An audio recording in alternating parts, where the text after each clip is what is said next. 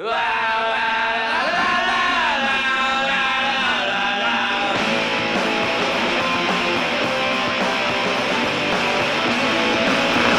everybody, and thanks for tuning your dial to channel 910, where today we dive deep into the question, when in God's name did I get so old? In a little series I like to call WIGNDIGSO for obvious reasons. So what we're doing specifically is looking at albums that came out in 1994, which was 30 years ago. And that's right, it's why, we're feeling a little old here, guys. These albums are not supposed to be 30 years ago because they feel like they came out just last week. But reality is what reality is, and the reality is that these came out in 1994. And the one I'm talking about specifically today is this offering from a little band called The Offspring.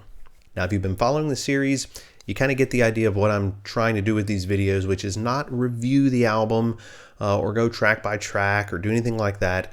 I'm simply looking back at these albums from 1994 and sharing with you guys, okay, what was I going through at the time and what do these albums mean to me? What do I think about when I hear these albums today? What does it make me think of?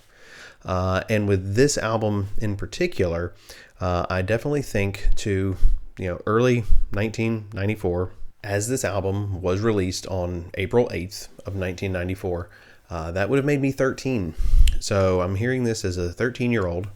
Of course, first time I hear it is on MTV, and I'm hearing the singles like Self-Esteem and Come Out and Play, both songs that garnered huge mainstream attention, and deservedly so, good songs.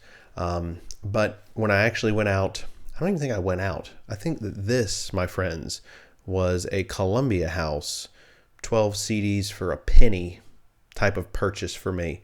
So we're really dating ourselves now, going back to Columbia House. So I remember at 13, sitting down with a CD for the first time and listening to the non-MTV music video tracks. So kind of listen to this from beginning to end. So I'll preface by saying that I didn't grow up in like a preacher's house or something, but it was a conservative Southern house. My parents weren't hippies from the 60s that allowed us to do just whatever we wanted to. It wasn't restrictive. Well, I guess it was restrictive in some senses, but it wasn't like being in prison. I will say that it was a good childhood. But there were some, can't watch this on TV, shouldn't be listening to that. We went to church every Sunday. It was that kind of family. So the first time I put this CD in, and it gets to the song Bad Habit. And if you're familiar with the album and that song, then you probably know what I'm talking about. Players are rude, such attitudes. When I show my peace, complaints see some things odd. Feel like I'm God, you stupid dumb goddamn motherfucker! It was something that I hadn't heard in a song, at least not that in your face.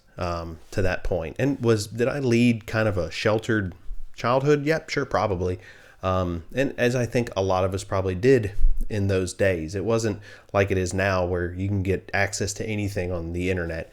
And, 8-year-olds know more than I did at 16. It's amazing in some ways, kind of scary in some ways too now.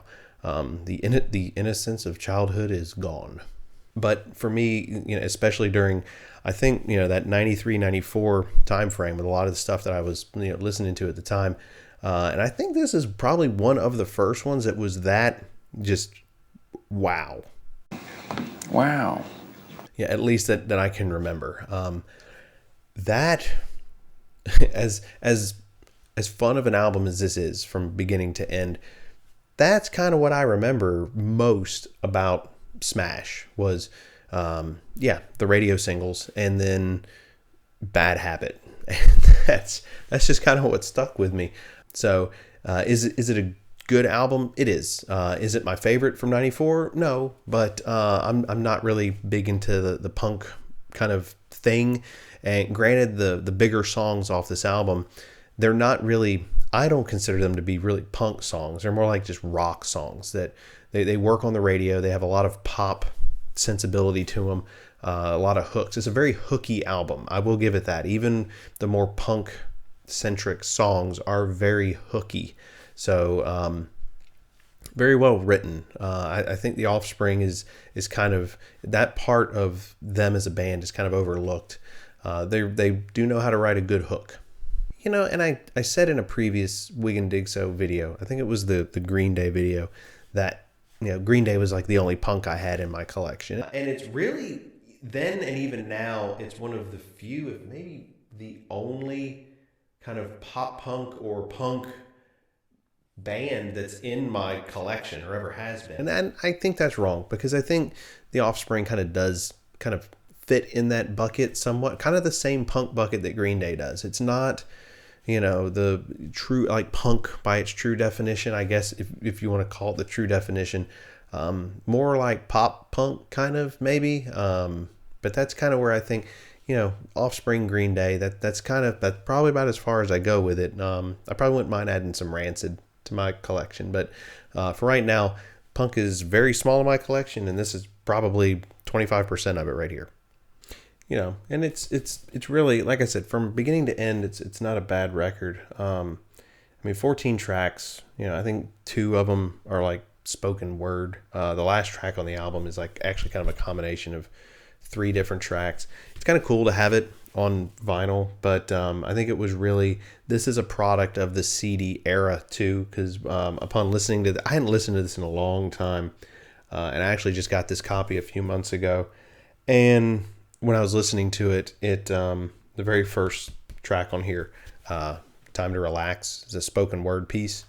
And I think he talks about something about, like, you know, this compact disc or this CD, it's whatever. I'll kind of insert it right here. It's time to relax. You know what that means. A glass of wine, your favorite easy chair, and of course, this compact disc playing on your home stereo. Yeah, what he said there. It really kind of lets you know this was made, it was not made with vinyl in mind.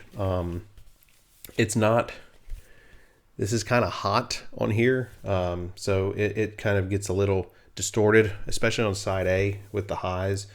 But it's kind of okay. It's a punk album, so it's going to be kind of aggressive. But it was really made for the CD era.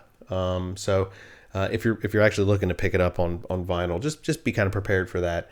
But if you still have the old CD sitting around, then that's probably that's really the true nostalgia right there, is to have that little compact disc with Smash by the Offspring. You know, and that's about the extent of my thoughts on Smash. It wasn't the most influential thing that I listened to in 1994.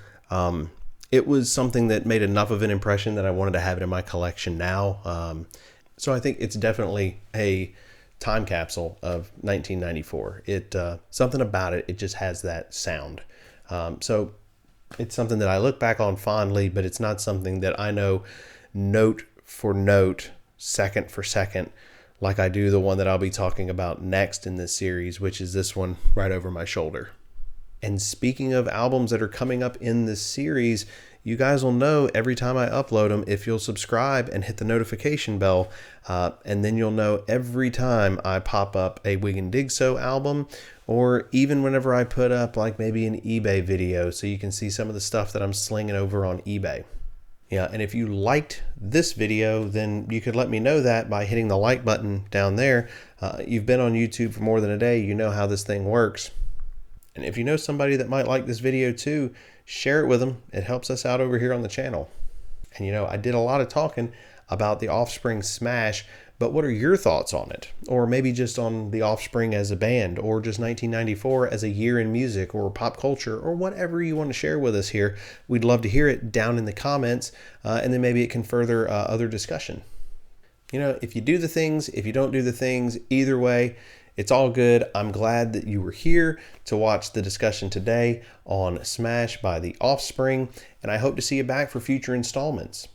And don't forget, you can always go back and watch the other installments of WIGNDIGSO here on the channel. But with all that stuff being said, guys, that's about all I have for today. I hope to see you next time when I talk about this bad boy over here.